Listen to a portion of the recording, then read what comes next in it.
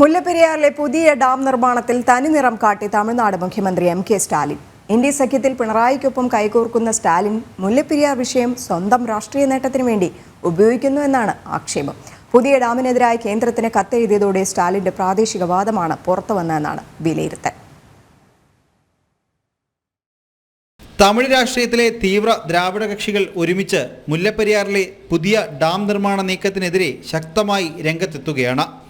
തമിഴ്നാട് മുഖ്യമന്ത്രി എം.കെ. സ്റ്റാലിൻ DPRനെ എതിർത്തുകൊണ്ട് കേന്ദ്ര പരിസ്ഥിതി മന്ത്രാലയത്തിന് കത്തയച്ചതോടെ ഇവരുടെ തീവ്ര പ്രാദേശിക രാഷ്ട്രീയവാദമാണ് പുറത്തുവരുന്നത്.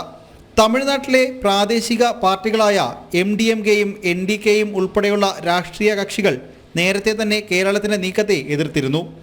ഇത് സ്റ്റാലിന് രാഷ്ട്രീയ തിരിച്ചടി ഉണ്ടാകുമെന്ന് മനസ്സിലാക്കിയാണ് കേരളത്തിനെതിരെ കേന്ദ്ര പരിസ്ഥിതി മന്ത്രാലയത്തിന് കത്തെഴുതിയത്.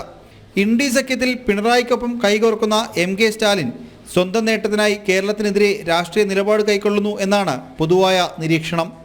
അതേസമയം കേന്ദ്ര സർക്കാരിനോടുള്ള അന്ധമായ എതിർപ്പിന്റെ പേരിൽ സ്റ്റാലിന്റെ കേരള വിരോധം മനഃപൂർവ്വം മറച്ചുവെക്കുകയാണ് സംസ്ഥാന സർക്കാരും ഇടതുമുന്നണിയും. ജനം, തിരുവനന്തപുരം.